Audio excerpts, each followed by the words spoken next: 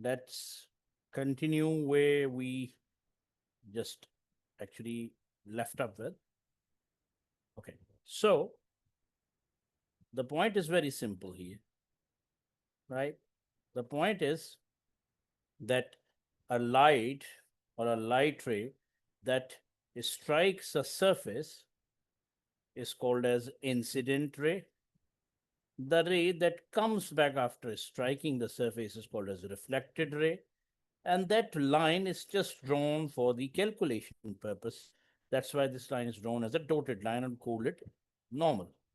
Now, angle between the normal and the incident ray is called as angle of incidence. And this angle is called as angle of reflection. Now, how many things are these? 1, 2, 3, 4, 5. Let's explain them one by one, right? Now, what is that one by one thing? In this one by one calculation, first of all, incident ray. What is incident ray? An incident ray is a ray that strikes the surface, is called as a incident ray, the light ray. The light that reflect back is called as, in the same medium, is called as reflected ray. The dotted line that is drawn perpendicular to the surface is called as a normal, and this is an imaginary line. Angle of incidence is the angle between incident ray and the normal. And same thing happened for the reflected ray. Angle between reflected ray and the normal is called as angle of reflection. Now, remember that for reflection to occur, we call it laws of reflection. These laws of reflection should be obeyed by the light or anything which is performing a reflection. Now, the law is very simple. Angle of incidence must be equal to angle of reflection. Both angles should be equal, then we called it reflection. Otherwise, we don't call it. Okay. So law of reflection says angle of incidence must be equal to angle of reflection. Now, few things which are very, very important in that. The best equipment that is using that particular image forming through this reflection phenomena is called as plane mirror. Now, plane mirror always forms a virtual image. Now, what exactly is a virtual image? We will come to this in a minute. First thing, important thing is reflected ray in a plane mirror. Let's talk about that. Now, what exactly it is? First important part is the image that is formed by the plane mirror. Now, how does a plane mirror look like? A plane mirror is polished from one surface, which is at the back, and it's shining from the other surface where the light will strike. This surface, which is shown with the lines, are polished one. Okay. Now, very simple is, let's have an object here. You're placing an object here. Draw two lines. One line just go there, and you can draw any angle. Now, how do you draw an angle? Put a dotted line in between that. So there is this angle and there is this angle. We know that as per laws of reflection, angle of incidence must be equal to angle of reflection. Now, draw another line from the object at some other point and do the same thing. Angle of incidence must be equal to angle of reflection, right? If you check it out, these two rays never meet because they are reflecting. Now, what does mean by virtual image? Actually, you can't find image on that side where it should be, right? But when you try to actually form a dotted line at the back, it look like they are coming from same point, right? Where the point is formed, you can put an arrow, which means image is formed here. Now, image, the virtual image is always formed at the back of a mirror. That's why we call it a virtual image. It has the same size as the object side. It has the same distance from the mirror as the object distance. Same distance, right? And also, it's called a virtual image. A plane mirror defines a flat, smooth, and a polished surface the formation of this image can be understood by drawing a ray diagram, which is just this one. I hope everyone understood this.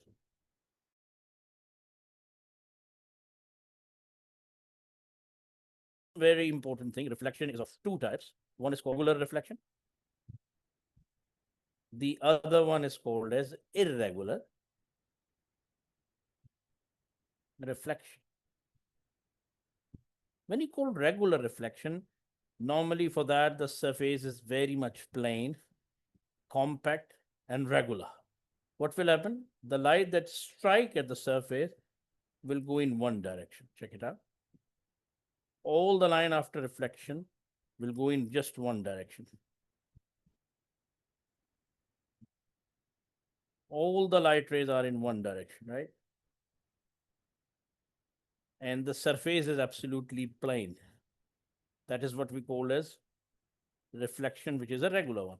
Irregular reflection occurs when the surface is uneven and, not regular, but irregular surface. One light ray goes and strike in a different direction, one will go in different direction, one will go in different direction. So light after reflection will go in all the directions. That is what we call as irregular reflection. There is a benefit of irregular reflection because of irregular reflection, light will transmit in all the directions. While as far as regular reflection is concerned, if that would be the case, light will only go in just one direction, which could be a disadvantage of a regular reflection, right? Now, once you understand with the reflection concept, what is the difference between reflection and refraction? Now, refraction. What exactly is happening in a refraction? Let's suppose there is a surface and this line is drawn as a normal. Now, in this case, if I consider that one as one medium and this one is the other medium. Now, what will happen in case of reflection? When light comes from or goes from one medium, after refraction, it will go into another medium. There are two things happen. First, the speed and the wavelength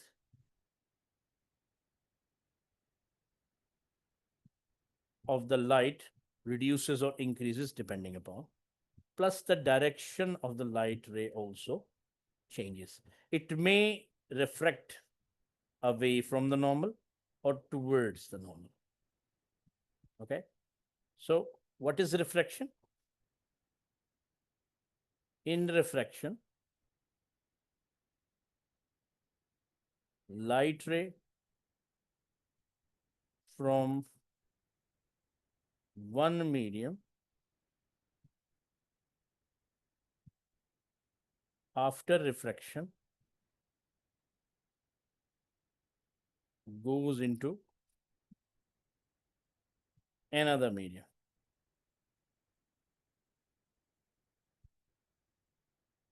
And its speed, wavelength,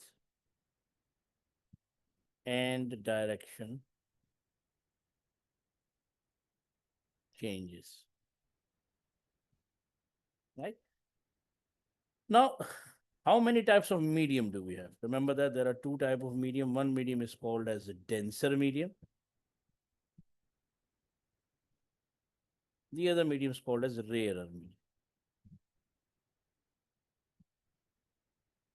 In denser medium, the particles are very much close to each other. And rarer medium, the particle of the medium are far away from each other. Now remember that no medium is permanently denser medium, no medium is permanently a rarer medium. For example, if you have water and air, then water is a denser medium and air is a rarer medium. But if you're considering a glass and a water, then glass is a denser medium because particles of the medium are closer in glass and water is a rarer medium. So they are comparative terms. Now, when light goes from denser to rarer,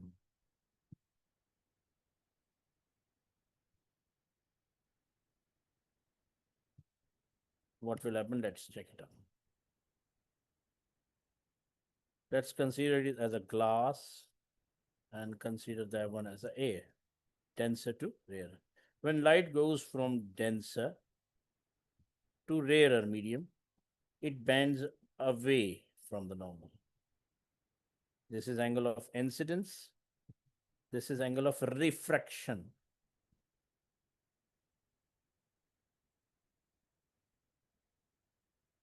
Right? And what will happen, because it goes into a medium, the particle of the medium is away from each other. So wavelength and speed of light increases. What will happen to frequency? Frequency remains the same. In this case, you can see that angle R, angle of refraction, is greater than angle of incidence. When light goes from denser to rarer medium, it bends away from the medium. Angle of refraction will be greater than angle of incidence. Wavelength and the speed of light also increases, but the frequency remains the same. What will happen if the reverse is happening? When light goes from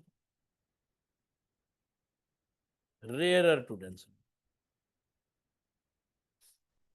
Now what will happen? It bends towards the normal, right? This is angle of incidence. This is angle of refraction, right?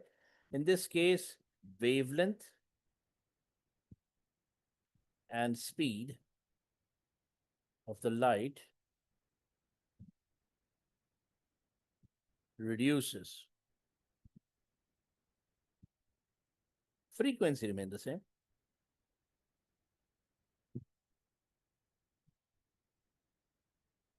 Right? In this case, you can see that angle I is greater than angle R. Right? Now, after this one, after this case, there is a new concept coming. We called it Snell's law. What is Snell's law saying? Snell's law saying sine of angle I divided by sine of angle R, it's a constant quantity. And this is what we called as refractive index.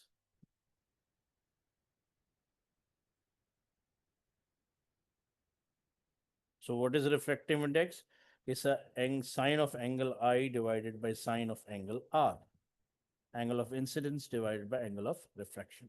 It has another formula, and that formula is speed of light in air divided by speed of light in medium. Now, as for this formula, it means that that formula or this formula will be applicable when light goes from rarer to denser medium. Because numerator is a rarer medium, air is a rarer one, and denser is the any medium one. It means that numerator angle will always be greater than denominator angle. If that would not be the case, the formula can be reverted and it can be sine angle R over sine angle I. Numerator angle must be greater. Numerator angle must be greater than denominator. Must be. So, if light goes from rarer to denser medium, then this formula will be applicable. Okay? Otherwise, you can revert it. Now, there are questions on the basis of that. But along with that, there is another concept which is very, very important. And that is what we called as total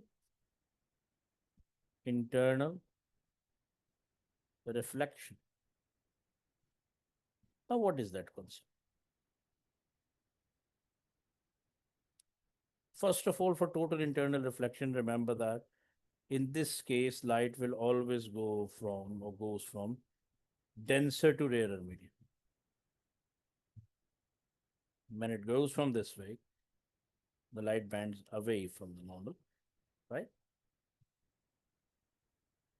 If you keep increasing angle of incidence, angle of refraction will be increased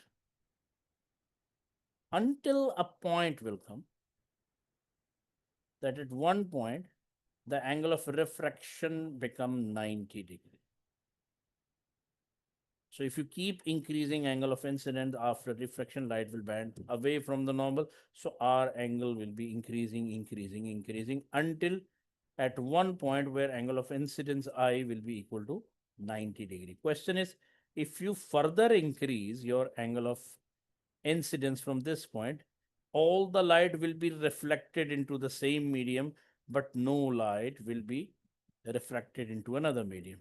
So technically speaking, at this point, no refraction takes place.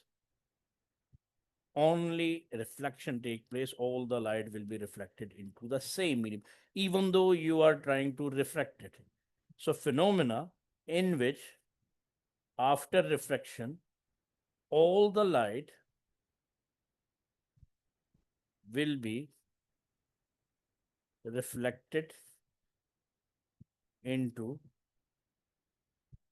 same medium, but no light refracted into another medium when light will be incidented by a specific angle. And what is that angle? What is that angle of incidence at which light will be incidented more than a specific angle? Now, what is that specific angle? The specific angle is an angle of incidence at which the refracted angle becomes 90 degree. That angle of incidence is called critical angle. So this angle I is basically called as critical angle. All right. So total internal reflection is a process in which all the light will be reflected into the same medium and no light will be refracted into another medium if light angle of incidence is more than a specific angle or a critical. All right. And that angle of incidence at which angle of refraction become 90 degree is called as angle of incidence is called as critical angle. So here we end up our lecture.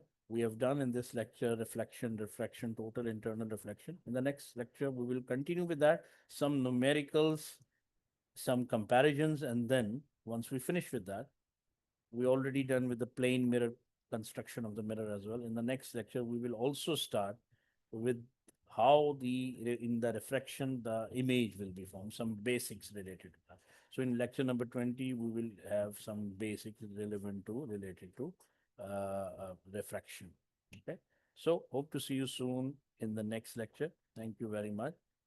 Thank you for watching this video. See you in lecture number 20. Okay. Bye.